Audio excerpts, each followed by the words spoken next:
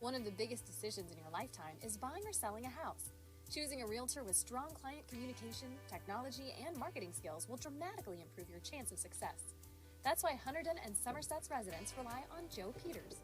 Joe believes his clients deserve a smooth and seamless experience, not a roller coaster ride.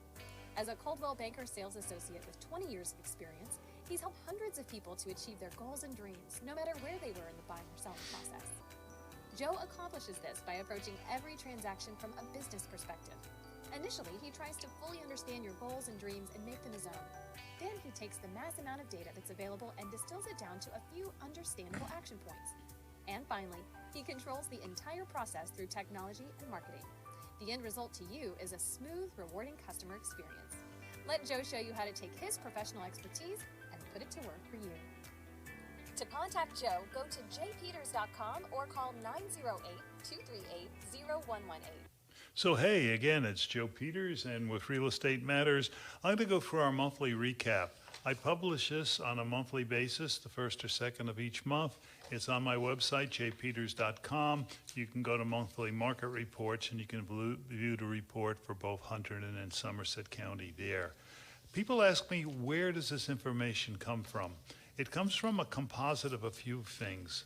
The first is I listen to a national broadcast each month before I do this monthly report, which talks about what's happening in real estate on a national basis. It's a subscription service that I subscribe to, and that is part of what I talk about in my monthly report.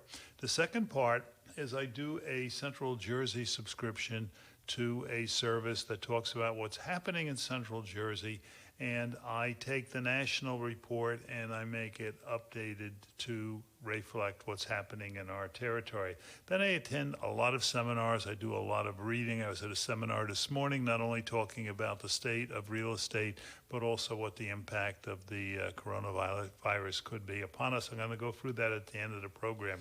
Since I wrote this report, since before I attended that conference, I'm going to go through the report first, and then I'm going to go back and say, and here's what might change. So this report has two parts. The first part is what is happening, and then the second part says, why is that happening? Most people can tell you what's happening because they realize it. Well, most people don't have it to the detail level I do, but I got to tell you, most people cannot tell you why that's happening, and I make it a point to not only be able to tell you what's happening, but why it's happening. Based on the last full months of contract sales in Hunterdon County, and that would be the month of February, units going under contract averaged 81 days on the market. That's a little under 3 months. 189 properties went under contract in February, and that was up from 136, so the spring market is coming upon us. Things are picking up, and new properties at the same time listed in that month's time is 210. Our total inventory number decreased by 12% over the same time last year. That's important because we are short on inventory across all price points. Yet sales are up due to strong buyer demand, and the weather has cooperated, and that's our biggest good news issue right now, is that the weather never really got seriously bad. We had a few dustings of snow. We had a couple of cold mornings, but other than that, it's been a very mild winter. Knock on wood, it's March. Even if we do get something at this point in time, I don't think it's going to be major. 73% of all the sales last month were under $500,000 in Hunterdon County. The other 20% were above 500, and of that, only of all 100%, all 7% of our sales, or 14 of them, were above 700,000. That's pretty good. Now you consider that the sales that concluded were probably done somewhere right around the end of last year, the very beginning of this year. It takes 6 to 8 weeks to conclude a sale. We had 4 areas with no sales last month. That was Bloomsbury, Frenchtown, Stockton, and West Amwell. We had 3 areas that only had 1 or 2 sales last month. That was, well, it was really 4. That was East Amwell, Hampton, Kingwood, and Milford. We had our usual hot spots. These are the places people want to live. They comprised of 45% of our sales. That was Clinton, Clinton Township, Raritan, Reddington. That's where we do about half of our business month after month after month. The entire county has 26 municipalities. These 4 always do about half of our business. The average listing county-wise was 538.8. The average sale price for last month, or what went under contract, doesn't necessarily close yet, was 418.9, or roughly 419,000, and that was roughly 418.9 was roughly 22% less. To get an accurate price point for your property based on location and price point, give me a call, 908-238-0118. I can use our big data technology capabilities and put you in a unique advantage. I can show you the latest age and earnings breakdown for your particular area, tell you where the people are moving into that area from, and I can market for you back to those specific areas. The result being you'll receive maximum selling price in a shorter time with your house on the market. Houses priced and marketed accurately sell faster, especially if real estate industry veteran and local expert helping you navigate through this process.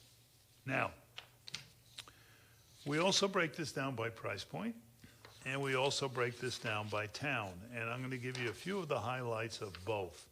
By price point, we are in really good shape until you get over $700,000. In effect, we are, and I've got the, let me get the right figures in front of me.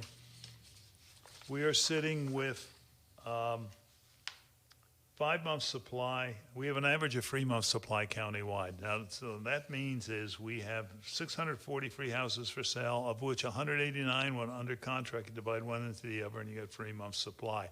That's the last 30 days under contract. So that means by the term absorption rate, if we did nothing and nothing came on and nothing went off other than these, we'd absorb that inventory in 3 months.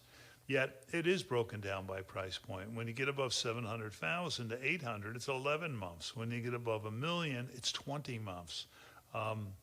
The 800 to 900 is an 8-month supply. The 900 to 999 is a 4-month supply. So it does vary, and I do have those numbers on my website, or you can give me a buzz and I'll email you this over. Let's also take a look at that by town. I mean, we have some towns like Flemington had 7 houses for sale and 6 went under contract last month. That's a 1-month supply. We had other mountain like Kingwood, a little further to the west, had 23 for sale and 2 went under contract. And what seems to be one of our hotter areas, Tewksbury had 77 for sale and 13 went under contract. That's 6-month supply. Keep in mind, 4 to 6 is an average number. If you've got somewhere between 4 and 6 months supply of inventory based on the total inventory and the sales for the last 30 days, that is where prices are stable. They're not going up, they're not going down. I like to say we have rainbows, we have butterflies, and we have unicorns. If you get above 6 months supply, you start to see pressure on the pricing. And it reflects itself in the form of people taking markdowns in order to sell their property. And if you get below 400, the other end of normal, we have multiple offers. It becomes a seller's market where we're getting multiple offers. And the entire county, if I took every sale in the county and took a look at it for last month, we're sitting with a 3-month supply. So we're in pretty good shape. You get above 7, it gets a little soft. You get above $1 million, it's going to take a while to sell your house. But the good news is we do have a market. There have been times where we've had inventory and no market. And I'm also going to run through these numbers for Somerset County for you. Now, Somerset County is sitting with also 3-month supply. But the big difference, remember I said on ours, we didn't have any issues until we got above, and I'm looking at the wrong sheet. There's Somerset County. We have no soft spots in Somerset County. All the way from the lowest price, under 200, to the highest price, over $1 million, we have 2 to 4 months supply.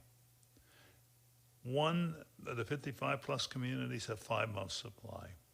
The condos, 3 months supply. Once again, you can look at these numbers at jpeters.com and just look for market reports. The average price for a listing in Somerset County last month was $645. The average price for a sale was $469. That's a 27% decline, and they sold in 57 days. There are several towns in Somerset County that had no sales. Far Hills, we don't sell a lot in Far Hills, and Millstone. I mean, Far Hills has a total of 13 for sale, and Millstone has a total of 2.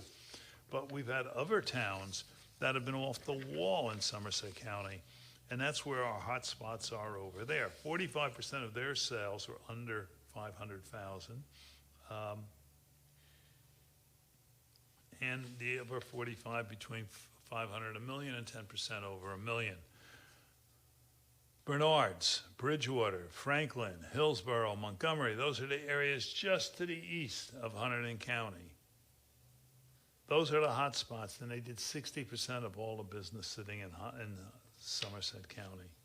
And the same thing with them. I mean, it depends on 2 things as to what your house is worth. The very first one is, where is it located? And the second one, what is your price point? I'll give you an example. If you have a price point of 500 to 600 in Clinton Township, Reddington, Raritan, you probably can expect 2 to 3 months on the market if it's priced right and it's in good shape. You put that same house out in Kingwood or in Frenchtown or in Holland, and we could double the time on the market. The further you are away from New York, the harder it is to sell your house. And as a result, the thing that makes people buy out there is we mark them down till they sell, and you get less for your house in those areas that I mentioned than you do in the areas that are our hot spots. So New York is driving our market, always have, probably always will. A lot of the jobs have, New York has had amazing numbers as to how many new jobs they've put on in the New York City area. And the areas nearest to New York are where people want to live. If they can't afford to live in New York City or don't want to live in New York City, they come back to Jersey City or to Bayonne and commute in. They're in town in 20 minutes. And those areas, high rentals, but there are some houses that are bought and sold there as well, are very popular with people with that commute in mind. So what I want to talk to you now, you know what's happening. Sales are brisk. Houses that are coming on are selling very quickly if they're clean and priced right. We have several hot spots, Clinton Township, Reddington, Raritan, that sell half of our inventory at any one given month. It's not like this is an anomaly. Every month, the same 4 areas have sold half of our inventory, sometimes up to 60%. But why is this all happening? Let's start with the New Jersey economic factors. Still low inventory numbers are leading to price appreciation on existing homes. It's turning the tide back to a buyer's market, at least neutralizing it being a normal market. So we're seeing less and less long time on the market because we have less and less inventory. As I said, we're sitting with, let me give you that number again, 12% less inventory than we had last year. If we look at that same number for Somerset County, we're sitting with more like 15% less inventory than we had last year. And if you look at all the towns, and we're going to go through that number, we're sitting with about 40% of the inventory that we had 11 years ago, or in 2011, I got the numbers mixed up, which is 9 years ago. And I'll get to that and explain to you why. We saw an increase in 12% in sales in January versus last January. That was statewide. And while this is not in all 21 counties, 19 of 21 had an increase in sales. New Jersey finished with the highest contract sales on record. Decreases in inventory have occurred at all price points under 400 marketing, with the under 400 markets seeing the largest drop, about 25% decline. That's because we don't have the inventory there. if we had the inventory, it would be the largest increase in sales. Total purchases in January by 950 units over January the year before. That's statewide. Interest still concentrates in the under 400 market, where the millennial and first-time buyers are. The 400 to 600 car market has increased in inventory over the last year, and also increased in sales, 25% more than we were selling a year ago. At the same time, the number of new homes offered in New Jersey remained low. Tell me where you see new homes being constructed. Other than some one-offs, I doubt if you're seeing anything. More in Somerset County, you are starting to see some, and things come to the east to the west, but right now in Hunterdon County, we see some high-end luxury being built, one here, two there, maybe a cluster of 4, but we're not seeing any great developments. Currently, 44,000 fewer homes, 60% less, are on the market than in 2011. Current unsold inventory in the state varies by county, with only 3 months for the whole state versus 4.5 months, which is a major drop. Why did that happen? That happened because it didn't snow and it didn't freeze up, and people kept buying, and we weren't listing yet because people are reluctant to put their house on the market till about this time of the year. By the way, every morning since last Friday, I've seen lots of new inventory coming on each month. So hopefully we'll come out of this, but the way they're buying them up, I got my doubts that we can keep up.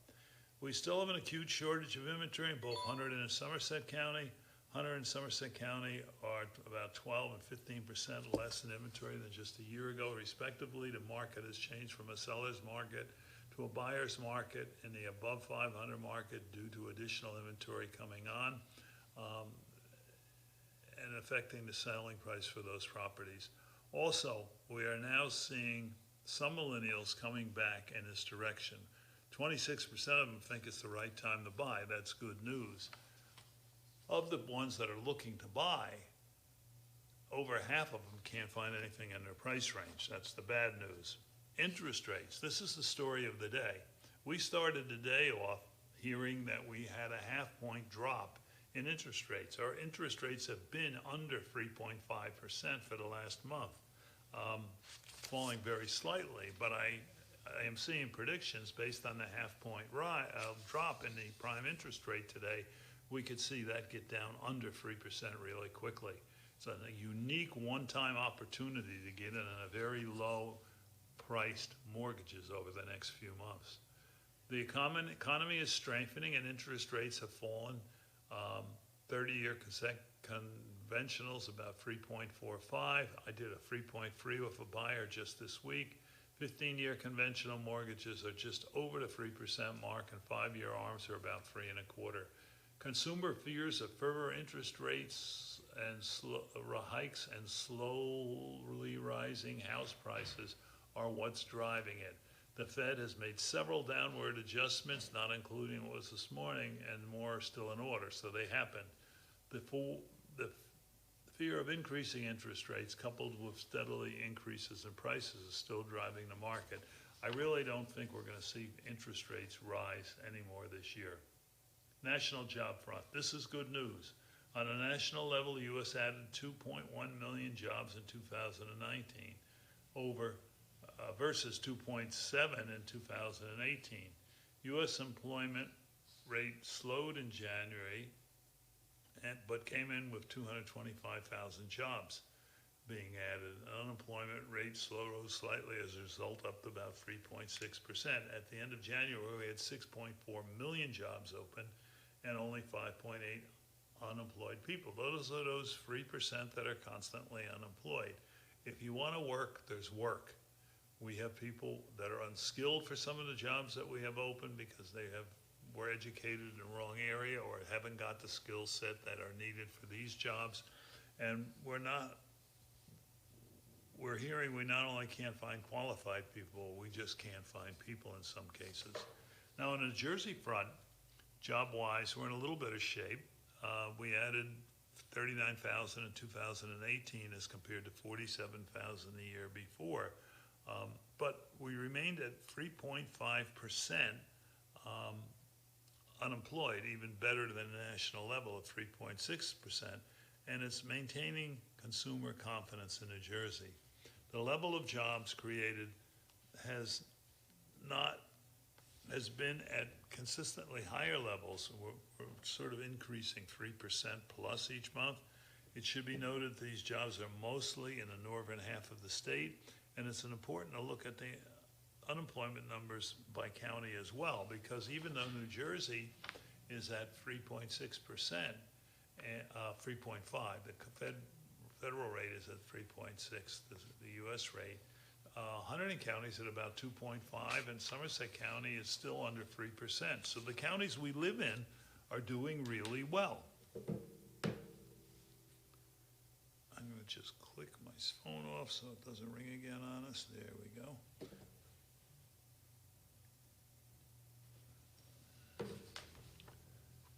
Rental market trends.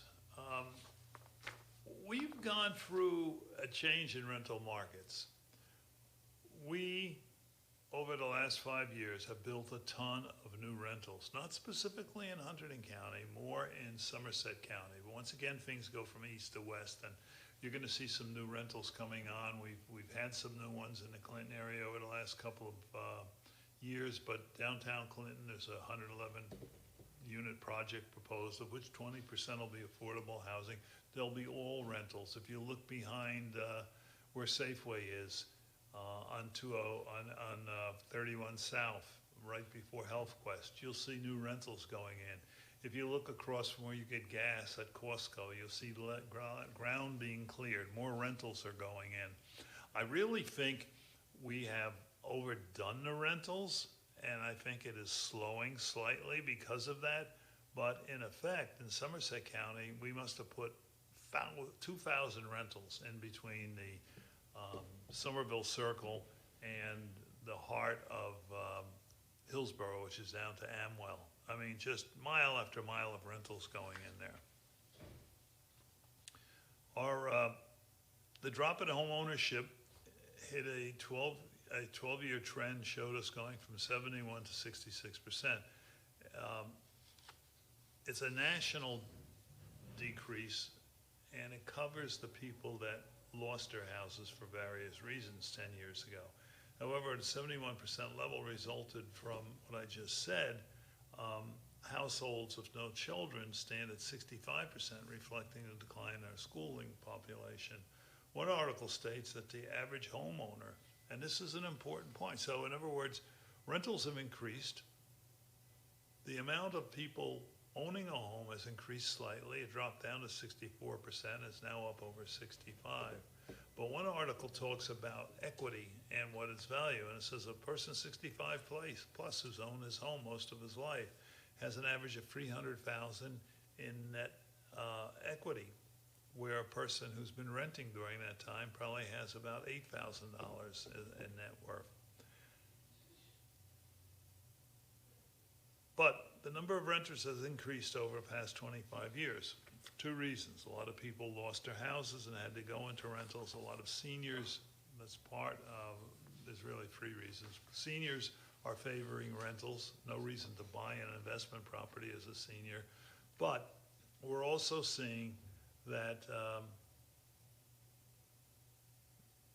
people are looking to rentals because they can't find anything to buy. And millennials are actually looking to the east and not only looking for rentals, but now looking for them here. And it's been part of the erosion of that physical capital of people in this area of the state. Foreclosures are in check. They're not good, they're not bad. We don't lead the nation anymore. We're number 5. In 2018, foreclosures in 2018 were the lowest in the state in 4 years. And in 2019, even better number, without just under 38,000, lowest since 2012. For only 1 month in 2020, it looks like it's kicked up a bit and could be closer to 40, but it's hard to forecast on just 1 month. So let me go for the recap of what I'm seeing in the market, and then I'm going to talk about what I heard this morning about how the virus can affect this. We're now in our longest economic expansion in America for 125 months of progressive positive job gains. The GDP is still rising, although not as fast as it once was, and at 3.5% unemployment, New Jersey's now near the national average, which is currently 3.6. So for the longest time, we were above it. The best paying jobs, the most attractive jobs are in New York City, pulling a lot of our people, especially the millennials, in that direction. Wages are up significantly at the same time. Interest rates have decreased to just under 3.5. I think we're going to see it go under 3.0 with the announcements this morning in the next 30 days to 60. And house prices have risen about 3% at the same time. So the fear has always been that prices are going up and the interest is going up. Well, now interest seems to be going down, but the prices are still going up. Baby boomers who chose to stay put because they couldn't find anything and sort of fix up their existing house have now found that there is inventory to move up to. And in a lot of cases, they're moving into this 4 to 6 range, freeing up the inventory underneath them. That's good news. That gives the millennials and the first-time buyers something to buy. And there's still little, if any, entry-level construction going on in our area, just larger homes and newer rentals. Nationally, new construction is 50% of what it was over the last 10 years. And as a result of the previous 2 points, we're experiencing our current shortage of housing, although rentals were 65% of everything that was built last year. Empty houses are starting to appear at our higher price points, especially over in Somerset County. I told you in Hunterdon County, you get soft at about 700,000. It just takes longer to sell your house, but there is a market. In Somerset County, that starts at about $1 million too. We're really active up into the just over $1 million category, but at $1 million too, I sit houses in Somerset County in that price range that have been empty for a while. Foreclosure rates have almost normalized. There is strong continued buyer confidence. Robust job situation is supporting the national economic situations. The robust job situation is supporting. Current virus scare is a wild card, and we're going to talk about it. Changes in lifestyle. The average age of marriage is now in the late 30s. We're not having children till then, or getting married even till then. Families usually have 1, maybe 2 children, up from down dramatically from when we had 3 and 4 not that long ago. 70% of all houses in New Jersey don't have a child of school age in them, and 50% don't have 2 people in them. As a result, the large house is no more in demand. 80% of our customers perceive home ownership as part of the American dream. Builders are thinking about building 4-bedroom center hall colonials because that's what they have to build on the prices of the lots that they buy and based on local building code. But buyers are thinking smaller luxury high-rise and close to mass transportation and work. Truly a mismatch, especially here in Somerset County. 60% of all new housing in 2020 in New Jersey were rental sector houses, and 2020 numbers will surpass that. So 2019 were rentals in 2000. It has contributed to a lack of new construction. So let me re-say that because it wasn't that clear to me as it came out. In 2019, 65% of all of our new construction were rentals. It's slowing a little bit for new permits in 2020, but it's still going to be above 50%.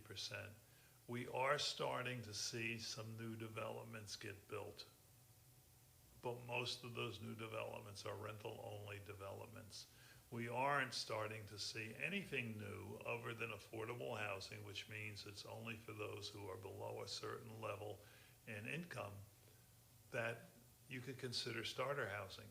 Starter housing, you'd be lucky to find anything in Hunterdon County under 300,000.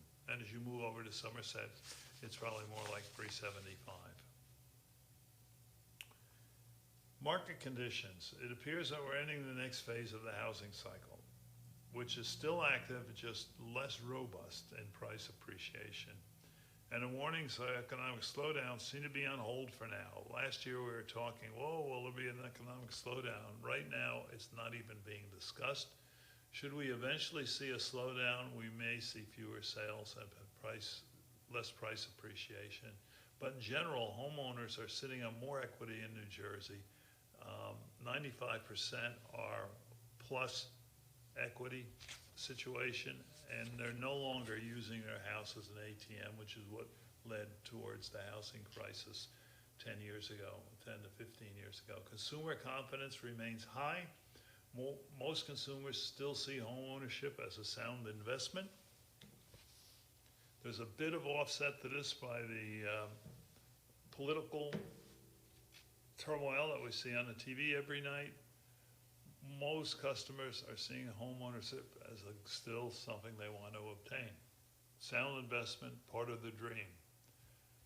The confidence is reflected in the buyer traffic that we're seeing on our open houses, and affordability will never be as good shape as interest prices have lowered and house prices are starting to eat in a little bit to what you can afford. Millennials make up about 35% of our current home ownership, and there's room for much more if we can find them houses. Central New Jersey's trend in 2019 showed an increase in home sales, but the increase is only in houses under 400,000 market, and that's been stymied by lack of inventory.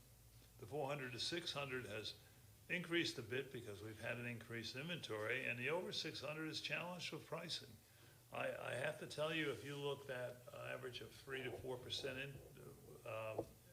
rate in price appreciation last year, the under 400 probably had 5 to 6%, the 4 to 600 probably had a 3%, and the over 700 probably stayed flat, and if you get way up there, probably dropped a little. Minimal new construction. 5-year forecast indicates slow but steady price growth, but at reduced rates. There's an acute shortage of inventory in both counties. 60% of inventory that we had in 2011, but we're selling more houses than we sold then because we're selling them much quicker. It's simple. We could sell more houses if we had more inventory. In 2019, prices rose just over 3%. I just broke that down for you. In 2020, it's going to be more like 2 to 3%, and probably in subsequent years, maybe even 1.5 to 2.5%. Mortgage delinquency seems to be in check, and the forecast, as I see it, setting virus fears aside, the economy will continue to process with no recession currently in sight for the next 12 months.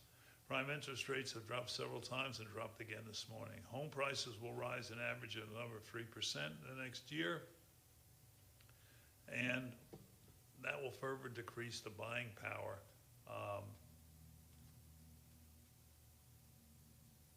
The most bullish projections are saying 6 to 7% increases over the next 3 years. We're not seeing any forecasts for drops. That's good news, not counting the virus.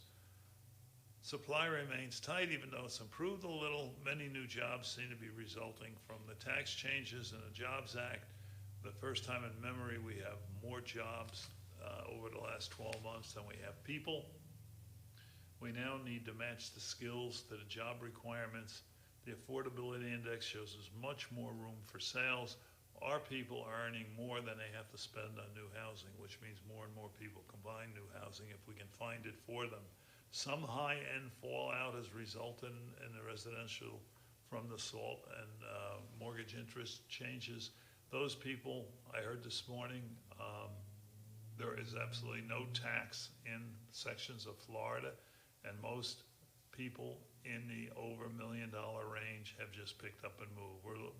We lost 5,800 last year. We're currently losing 500 a month people outbound. Commercial real estate is also flourishing. We're filling up these industrial parks. People, this is key. People in a home over 10 years are really building up equity. And this is a surprise to them when they take a good hard look at it, when they start to think about selling. And as a result, they can restructure their financial situation to take advantage of A good example might be college education is not tax deductible, but you might be able to take money out of your primary house and make that tax deductible and use it to pay off things like college education or a summer house. In both of those instances, you need to talk to your financial advisor and tax people. 37% of all houses in the country have no mortgage at all. They've actually paid them off. Small investor activity in the market is up. In many cases, there are flippers buying low-end, unsaleable inventory and bringing it up the marketable value, and they are selling. And just a disclaimer, this has been presented as a public service by myself, Joe Peters of Coldwell Banker, and I took reasonable precautions in presenting this information. Please consult with a professional sales agent and take no actions based on my opinions, gathered trends and statistics. I assume no liability. I can be reached at 908-238-0118 to discuss anything you heard here or see in my newsletter or on my site, and I'm always available to talk. I entertain new buyers and new sellers, and I also specialize in seniors, and we don't have a lot of seniors of activity, but I've set a couple of seniors open houses since the first of the year, and it's a very active market. Now, this morning I went to a seminar that I go to twice a year, and we talked about what, before we got started there, what will be the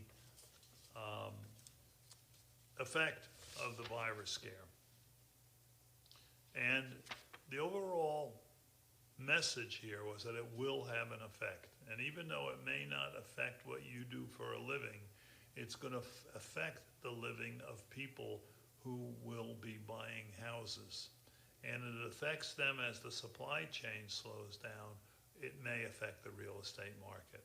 Now, the good news is that viruses tend to clear up once it gets warm and get worse once it gets cold again. So we're just on the edge. I mean, this morning I was walking around without an overcoat on. By this evening it was raining and I'm back on. But we're coming to a point where naturally the virus situation should clear up. And it's by no means of any great concern, but we do have some people overreacting to it. A lot of it comes from the news. I mean, they're trying to do their job, and in doing their job, they're trying to be sensational, and in being sensational, they get us to watch them, so I guess we force them to do this. But if you take a look at the numbers of the people affected by the virus in New Jersey as of this morning, and I've got them here somewhere, it's not of an excess that is of any great proportion. We're looking at globally 85,000 people. This was as of the end of the day yesterday with the virus, and 3,048 deaths. In US, 86 people. And there were 2 deaths, but I believe there were 4 more yesterday. So we're sitting at a very low mortality rate. As a matter of fact, I think as you look at this daily, you're going to see the numbers go up because they're discovering more and more and more and more people are. The one place that they discovered a lot of it was in Washington State yesterday, and most of that got brought in by somebody coming in out of China.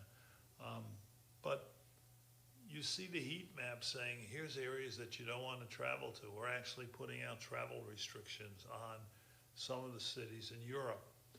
Definitely China, definitely some of the Mideast areas that you hear about every night in the news. And Europe has a unique situation in that there's no border control in the European Union. I mean, you get on a train in France and go to the next country, and you get on a train in that country and go over to the next country, and there's no border control. So it's really hard to control, and I think protecting ourselves from this as we go forward will be a concern. But I can't say that we shouldn't be concerned, but based on what I heard this morning, I think the concern that we've got is a guarded concern. And as of yesterday, 86 people in the whole nation. Today, even that number doubled. compared to 89,000 globally is not a big number. It sounds like we're doing a reasonably good job of containing it, or you might say not discovering it, but I think if it was there, we'd have discovered it. And it is a concern. And the concern is, will it affect us because we're what we're considered a gateway state? Now, what is a gateway state? A gateway state is a state that imports a lot of goods into itself and then sells them to neighboring states. We're central to, not central, but the statewide, we're central to New York and Philadelphia. So we got Port Newark and Port Elizabeth. We have a lot of dock workers. I heard this morning that there's about 300,000 just in the two ports. And if we stop importing, if we stop the supply chain till we get this under check, it could affect the people earning in those areas, and those people are gonna stop buying other things, and it could have a ripple effect. So with a little luck and a lot of prevention, it's not gonna be a major thing, but it is a concern. And that was the message being given. They say the two areas, which are both travel related and trade related, are things like airlines, trade being the ports, the vacation market. I mean, everybody right now, I know we're planning to do a late spring vacation in Europe. We've put it on hold. It's not like we're not gonna spend the money, but we're not gonna spend the money this spring, and as a result of that, another industry is going to get affected. The same thing happens in reverse. People are coming to the United States. They're going to put that on hold. So there's a cause and effect, and the fear of this becoming bigger and the things that we're taking into consideration and try to contain it. Entertainment's another good. People aren't going to the movie theaters. I heard one of the presidential contenders last night say people aren't going to Chinese restaurants. We were told at the conference this morning, do not shake hands, fist bump at best, no kisses on the cheek. If you're not feeling well, please leave. Your tuition will be refunded, or will situate you in another class as you're feeling better.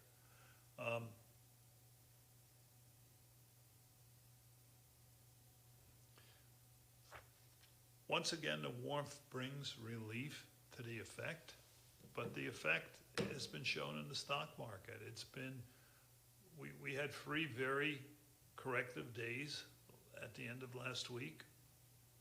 Then we had yesterday, which sort of put a third of it back. And then we had today, which took a lot of it off. I didn't look at the last number, but it wasn't looking good when I walked into this session this morning. And today we're looking at another 800 points off the market. So even if we put 1,300 back, today we got 800 off.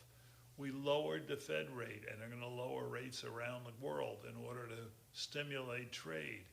But just the fact that they lowered the rate obviously didn't have the effect that they were looking for, because the market, although it went up right after they corrected the rate, it went back down and closed almost 800 points off. So let me go through a couple of other things that we discussed this morning. We're looking at our economic indicators, and the economic growth has moved from 2.1 in the second quarter of 2019 fourth quarter, to 2.6 this quarter. Good news. So that's economic growth, GDP, moving in the right direction. We have mortgage rates higher than our salary and wages. And as a result of that, we have optimism and we have discretionary money available. It's too early to tell, but we're on pace in 2020 to hit 2.6 million new jobs. That's going to be affected by what happens over the next couple of weeks or months. But we're headed in the right direction. We haven't seen that number since 2015. New Jersey is underperforming the rest of the nation. That's a concern. And they're expecting slower growth in New Jersey, and I think to some extent that's because we're losing our high end of the economy by people moving out of the state, but at the same time, we're bringing jobs into the state. Now, how does that work? I do a lot of work in Somerset County as well. And if we were to look at the millennials that come into the workforce, they're typically between 25 and 35, maybe a little older at this point in time. We have a net minus of millennials because they just got up and moved. They felt they wanted to work in another state, or they wanted to work in New York and live closer to New York. So at the same time, we're increasing jobs. And the increase in jobs is coming from foreign immigration, people moving into the pharma industry from other countries because they are willing to work in this area, and we've got a great area to work in. Economic indicators in New Jersey. Non-farm gains has slowed, and it'll slump again because of that gateway effect that we talked about. We're looking at the economic indicators for the state by where the jobs are. And although the 12-month change, which was roughly 30,000 jobs, 24,000 of them are in leisure and hospitality.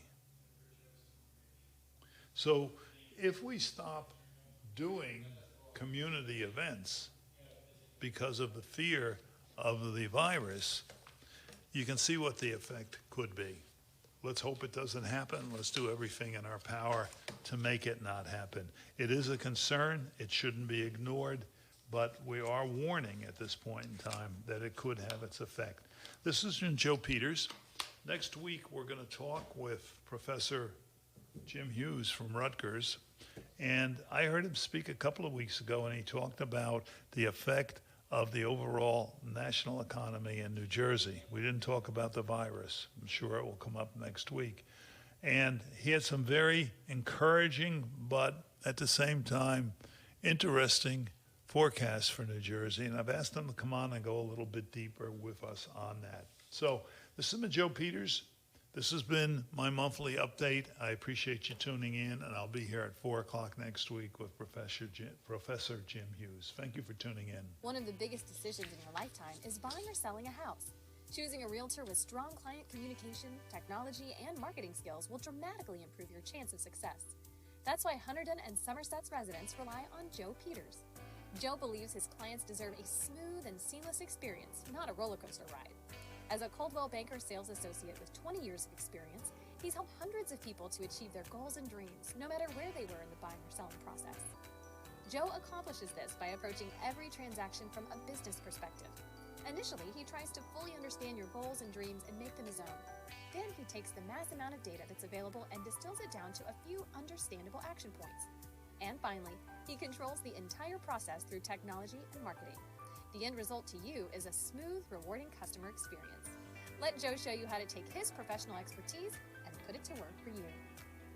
To contact Joe, go to jpeters.com or call 908-238-0118. Give me a call. I don't bite. I'm easy to talk to. I'm full of information. I'd love to help you understand your individual situation as it pertains to our current real estate market in Hunterdon and Somerset County. 908-238-0118. Talk to you next week along with Professor Jim Hughes.